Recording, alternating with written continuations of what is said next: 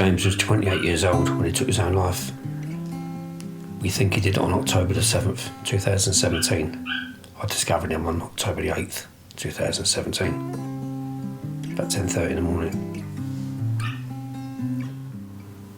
Suicide is a permanent solution to a temporary problem for the person who takes their own life. It's a permanent problem for everyone who's left behind. Yeah, we live with that every single day. And the pain is, you know, it's almost like you're walking around, you've got your family, the light's on, you're smiling, you've got so much to look forward to, and then suddenly, bang, the light's gone off. Your heart's constantly heavy, you know, when you get that pang of thinking about him, just little things, you feel sick. That's Patrick and Wendy Mullery, who we're going to hear more from shortly. In Scotland, men are 3 times more likely to commit suicide than women, and within Scotland, here in the Highlands, we have some of the highest figures for male suicide. According to the statistics available before the pandemic, those figures were on the up. I'm Bruce McGregor. I've lived and worked in the Highlands all my life, and through both my professional life as a musician and businessman, and through my passion for playing rugby, I've known of far too many cases of people taking their own life. It's a sad fact that just about all of us here in the Highlands knows someone touched by suicide. The aim of this podcast, speaking of suicide, is simply to share stories and experiences. It isn't all about suicide. Some of the stories you'll hear are about just many of us struggling with the day-to-day stuff of life. The point of the podcast is to get more of us talking. If we don't talk about it honestly and openly, then there's a danger that those statistics will keep on going up with devastating consequences. There's no getting round it. Some of what you're going to hear will be tough, but we hope you'll also be able to see these stories as a celebration of life and the fact that no matter where you're at just now, it's worth holding on and getting help. With that in mind, throughout the podcast, we've got reminders of how you can get in touch with Mikey's line, and at the end of the story, we've got some useful tips and tricks for when you're struggling. Speaking of Suicide has been funded by the Highland-based family firm D&D Paving Ltd, because the construction industries suffer from particularly high rates of male suicide, and they wanted to do something to help. No matter what industry you work in, tell people about this podcast. Like, comment, subscribe, share it. If we manage to help one person step back from taking their own life, then we've succeeded. And please remember, if you're listening to this and it becomes too much, you can always hit the pause button. We met and both divorced, both had kids, and it was a bit of a argy-bargy to and fro. We decided to stick a pin in the map and come on holiday. It landed in Inverness, so we went to Inverness, and that was it. Sold. Fell in love with it? Yep. Yeah. Moved out 3 months later. Really? Quick? I'm the Speaking of Suicide series producer, Pennie Latin, and this episode belongs to Patrick and Wendy Mullery, who I met in their Cromarty home, which they share with 3 lively dogs. As we sat and watched the rigs on the Cromarty Firth, they shared their memories and great pain at losing their son, James. He was a bugger. He really was. He was a cheeky chappy. Always practical jokes, messing about, up for a laugh, great on a night out. Until he got drunk. And then he wasn't nice. A lot of people are like that, I know. But, you know, he's not perfect. I'm not perfect. Very few people are perfect. My missus may be perfect. As close as I've ever come to finding someone who's perfect. But he was a lovely person to have around. Worked really hard. Never had a problem working. You know, worked for Arnold Clark, so he did a lot of hours. I don't think that really helped him. Sales side? Yeah, sales manager in the end, but sales, and then he left there, had a bit of a breakdown. He was there for 8 years, I think. Most of his working life he worked there, and a little bit before that he was working in sales for someone else. So. Yeah. And what was your relationship with him like? Did you get on? Yeah. Once he left home, you know, those teenage years were difficult. Sorry, are you recording? Wendy, Pennie. Hi, Wendy. That's funny because my surname was Penn. So when he says Wendy Pennie, it seems like he's going to say... Well, you're back to school, aren't you? Yeah. Pennie, get back in that chair. Do your homework. That's a good girl.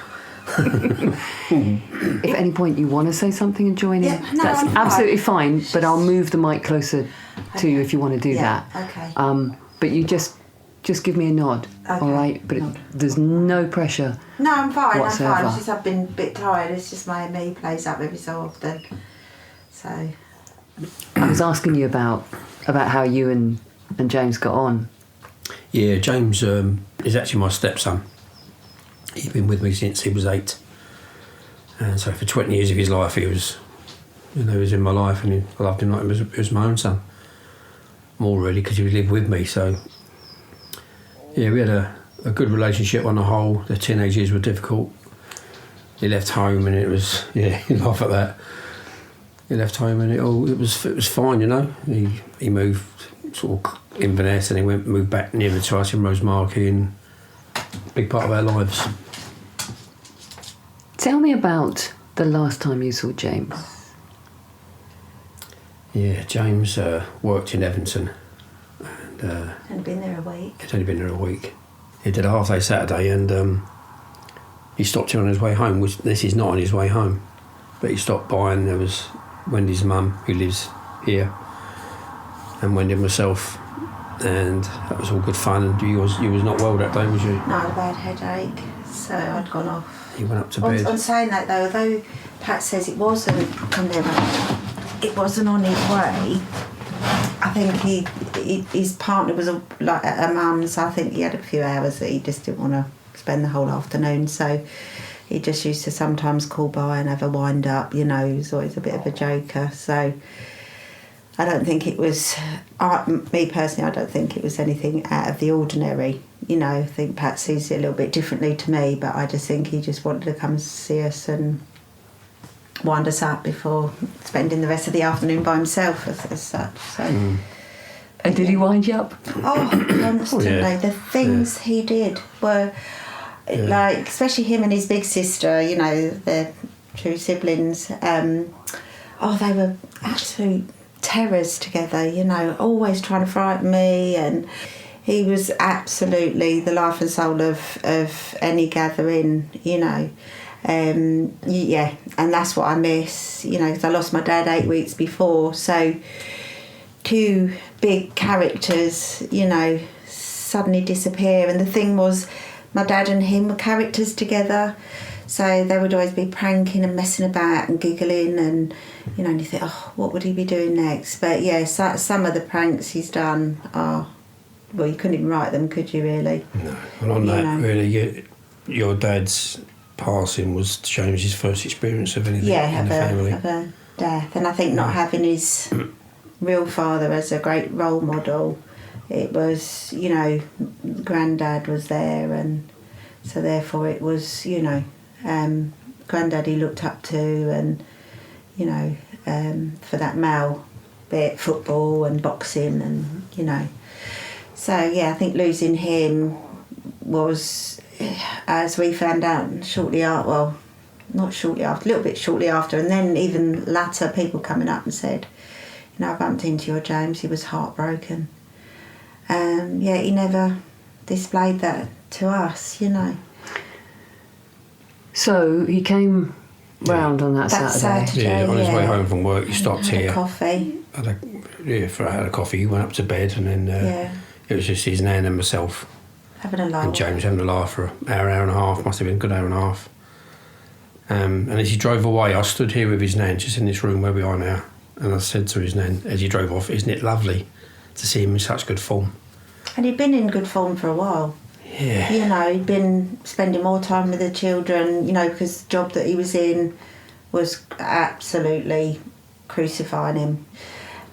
But yeah, he drove away, and he also said to my mum, right, Nan, you know, now Grandad's gone, I'm always going to be here for you.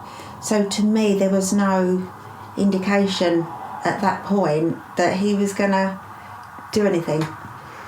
Do you think when he came round, he knew No, what that day was going to hold? no, I don't think so. No, I think what Wendy's saying is right. I think that, in fact, we do agree on this, really.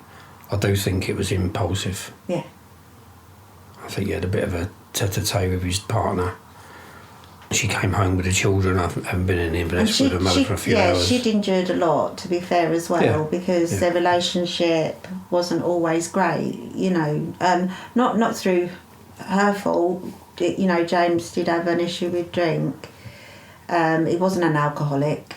He was a bit of a binge drinker, but the trouble was James was nice James, 1 or 2. Really funny James, 3, 4 maybe. And then, oops, he's not turning into being very nice. And his temper would, you know, he was never violent to her, you know. But self-destruct. So I think he went home, having left here. He had a couple of hours on his own. His partner came home with the kids. They had a bit of a row. And then they all went off and left him. I think she accused him a bit of drinking, but he hadn't. No. The autopsy was clear. There was no drugs, alcohol, nothing. Nothing at all. So and that's what hurts most. Yeah. So when she drove off with the kids, that was him on his own. And funnily enough, he made her give him the front door keys. So she couldn't get back in fact, he couldn't get back in.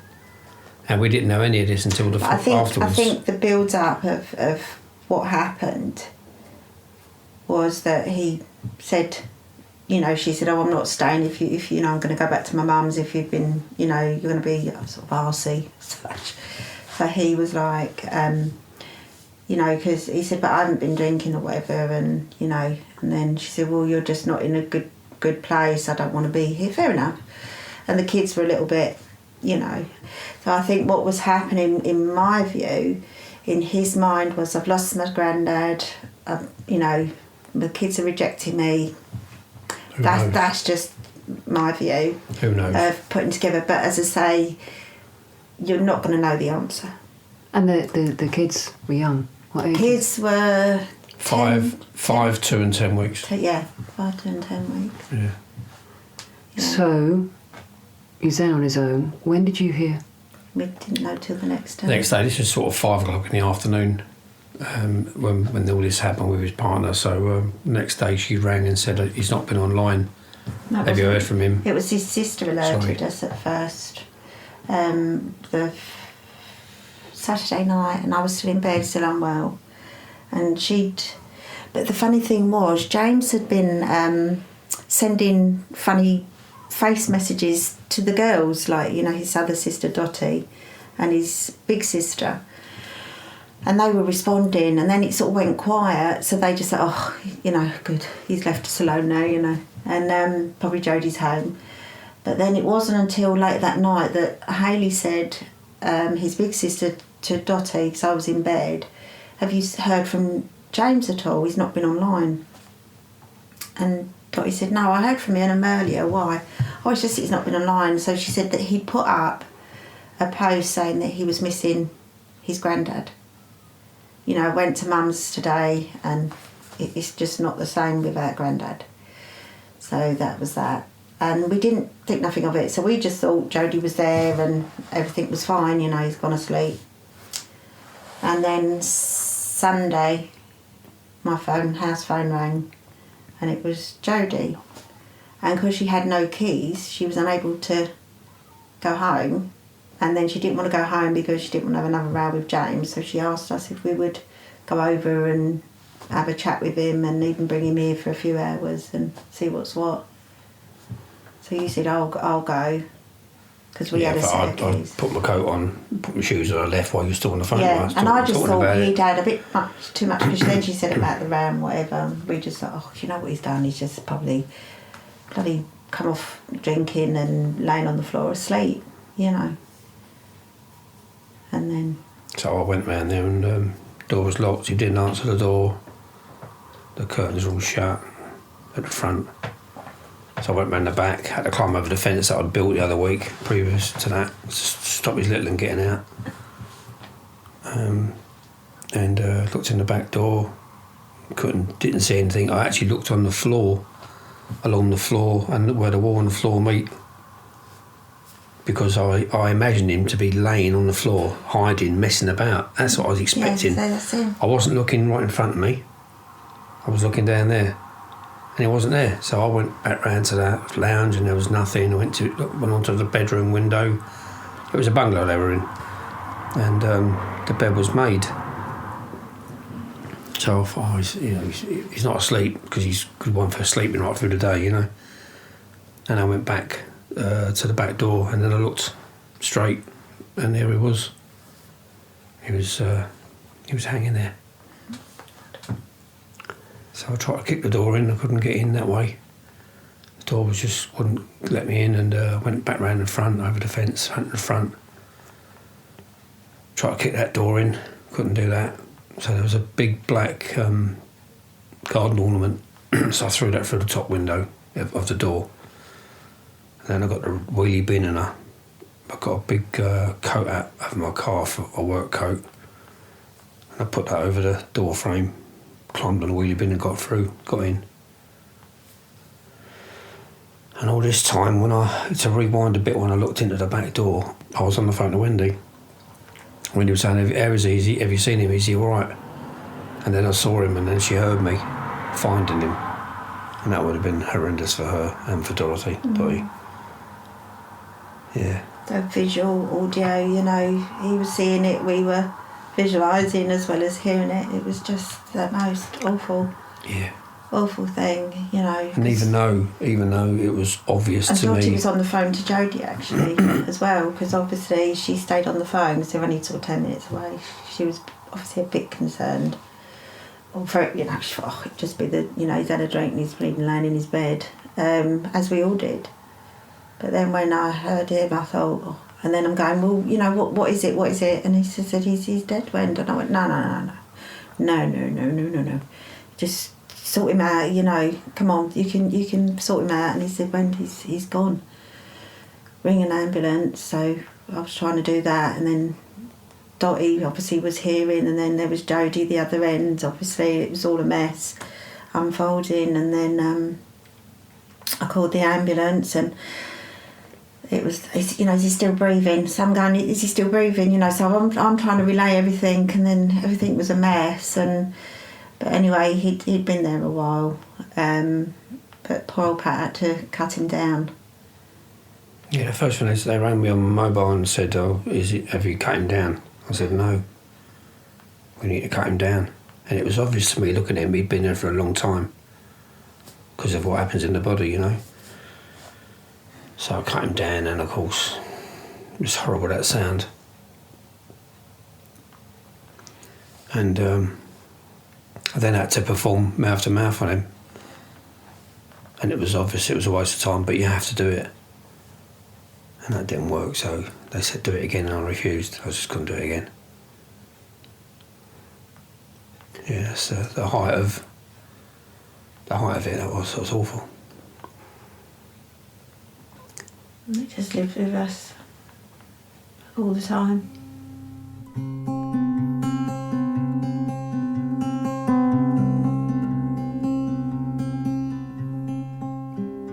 We'll continue with Patrick and Wendy in just a moment, but don't forget, it's okay not to be okay. And if you need someone to talk to, you can text Mikey's line on 07786 207755 or contact them via Messenger, web chat or Twitter. Sunday to Thursday, 6 p.m. till 10 p.m.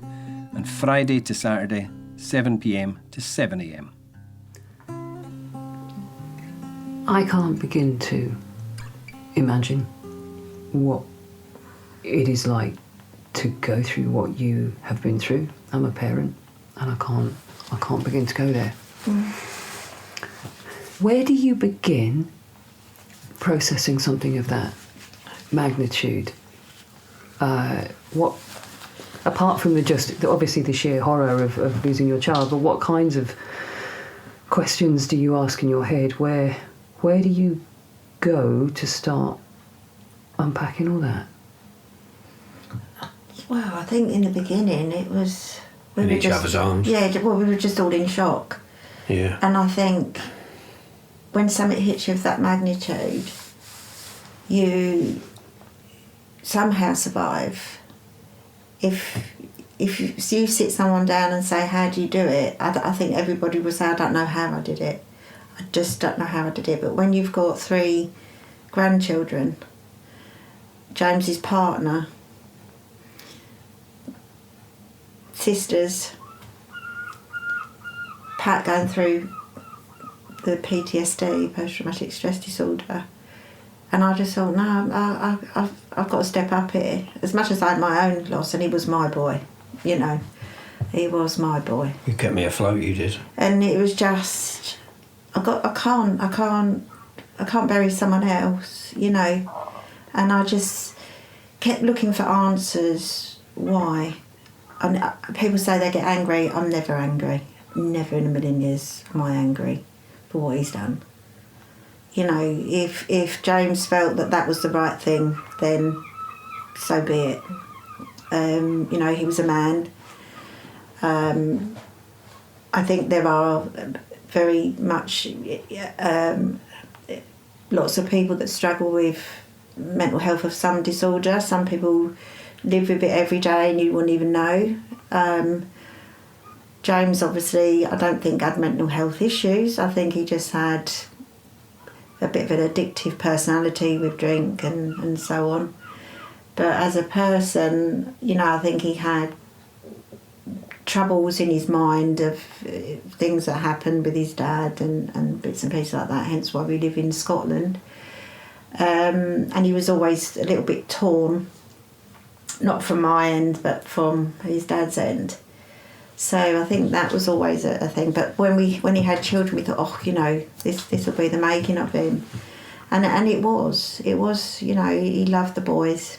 But the job that he had trying to keep afloat didn't allow him to be a proper dad. It was just getting up, going to work, coming home, day in, day out. And on the days he had off, he was just shattered, absolutely exhausted. So I think he was in a, you know, tied up in this, I can't get out of it, entrapment really. So you get a sense there, don't you? You get a sense. So you start to think, okay, you know. So you bit by bit, you do say, why didn't he reach out? Why didn't he speak to me?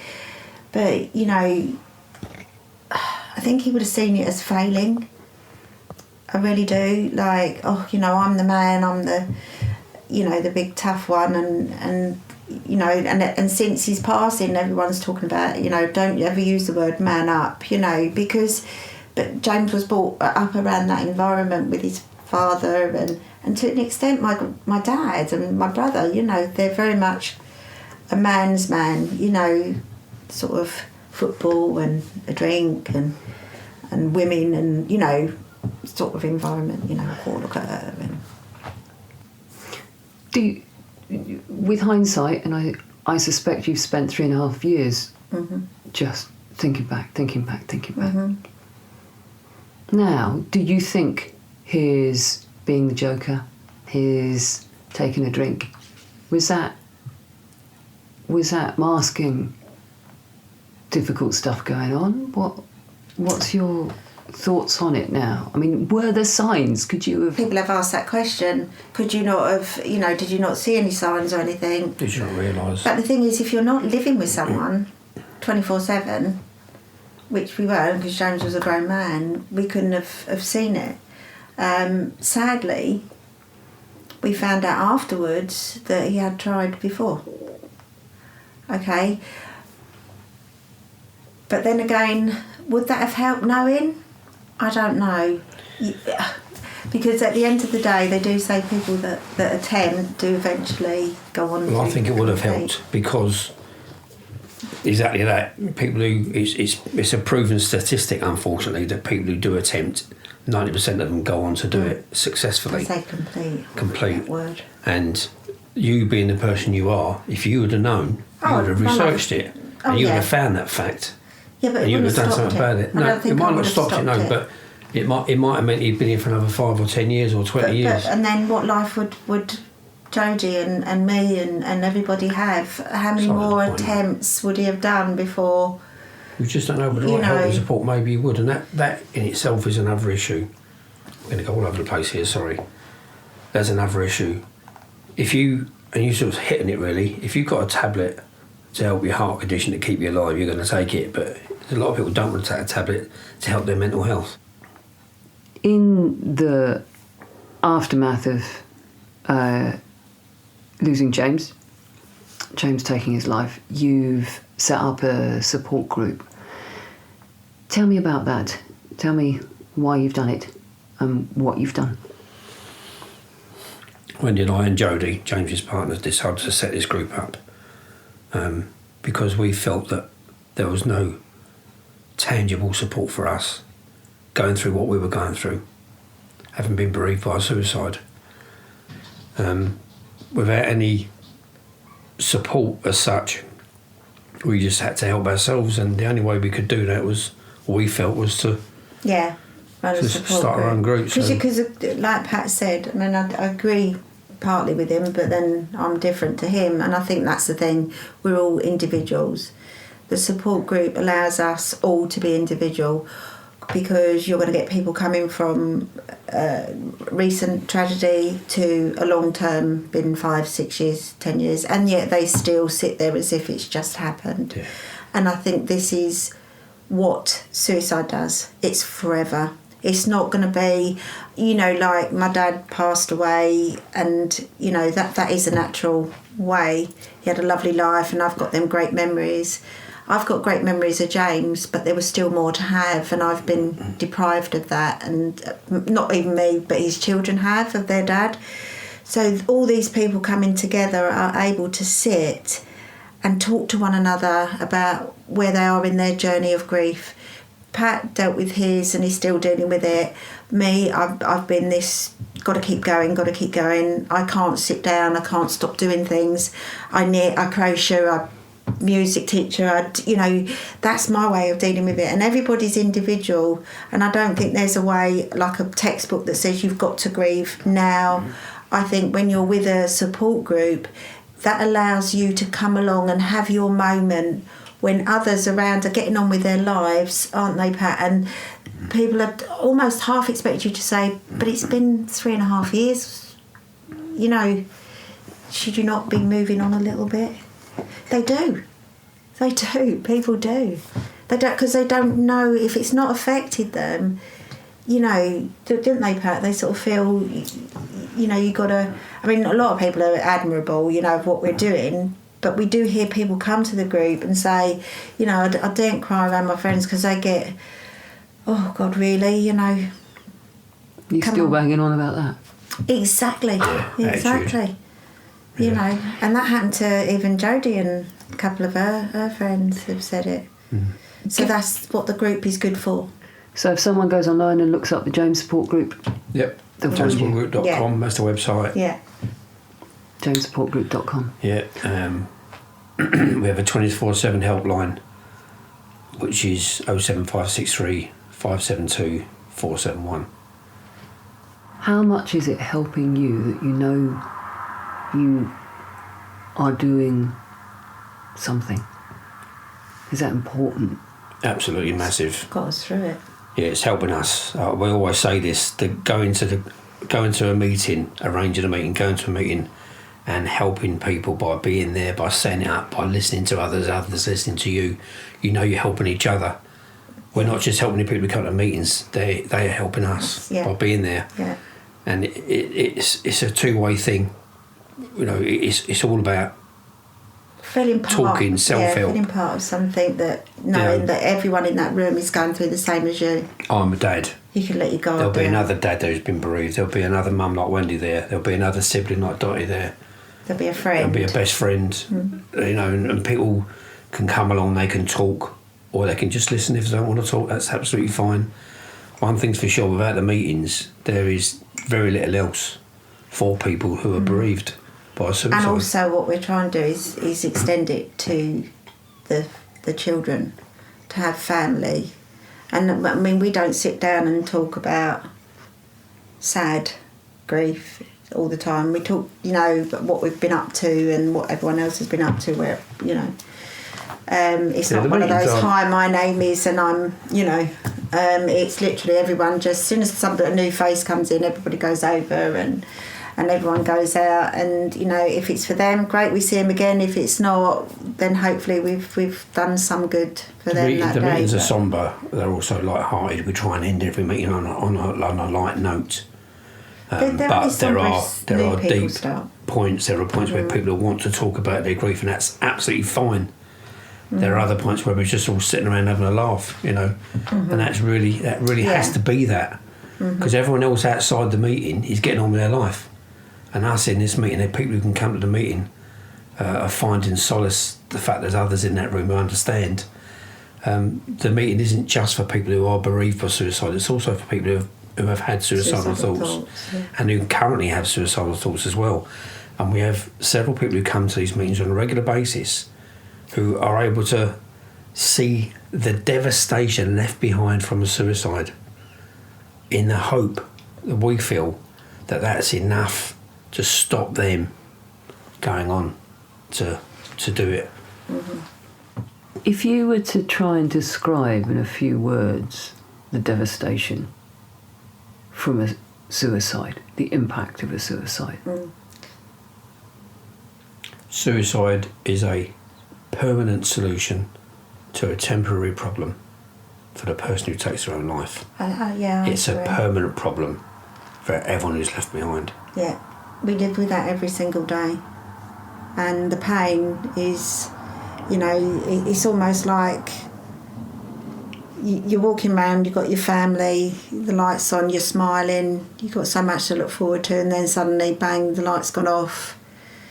Your heart's constantly heavy, you know, when you get that pang of thinking about him, just little things, you feel sick, you know, because it's the realisation of he's never going to walk back through that door, you know, he's never going to smack my backside or, you know, flip my hair or mess it up.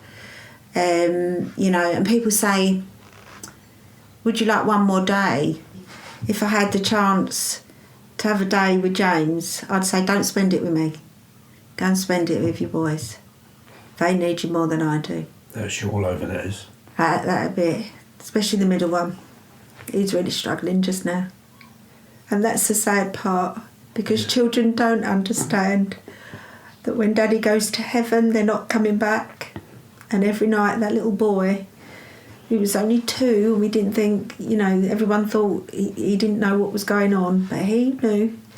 And he struggles every day crying for his dad to come back from heaven. You're sending up balloons on his birthday,